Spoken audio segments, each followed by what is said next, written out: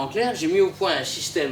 Essayez d'imaginer, vous avez un moteur qui fait tourner, je sais pas moi, une pompe, un compresseur ou n'importe quoi. Toujours dans un souci de dynamiser les nouvelles filières du lycée général et technologique, et notamment les bacs STI2D, le lycée de Romba développe ses opérations séduction auprès des élèves.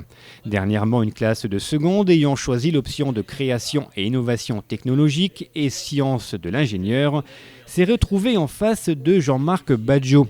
Jean-Marc Badjo, c'est cet ingénieur mécanicien, ancien professeur de mathématiques à Romba et aujourd'hui inventeur. Et c'est en cette qualité qu'il était présent au sein de l'établissement pour animer une conférence débat sur le thème de la création et donc de l'invention. Car des inventions, Jean-Marc Badjo en a une pelle dans son panier. L'aventure commence en 1996 avec l'invention d'un système permettant d'alerter les automobilistes en amont d'un carambolage.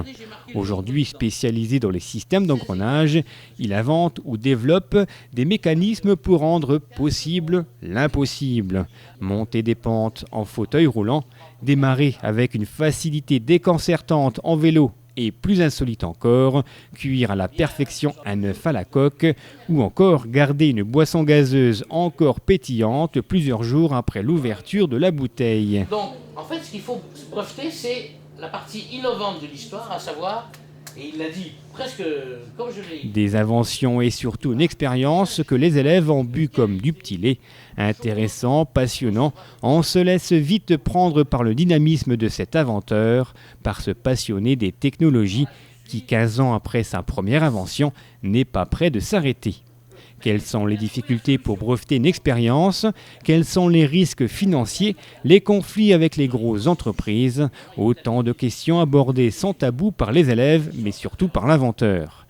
Un débat animé et particulièrement apprécié par les élèves, suivi également par Luc Lançon, président de l'Association des inventeurs et innovateurs de Lorraine. Et si moi je veux protéger, ou Jean-Marc veut protéger dans plusieurs pays, il faut qu'il respecte la réglementation du pays dans lequel il veut protéger et il faut qu'il paye la redevance là pour ce pays-là.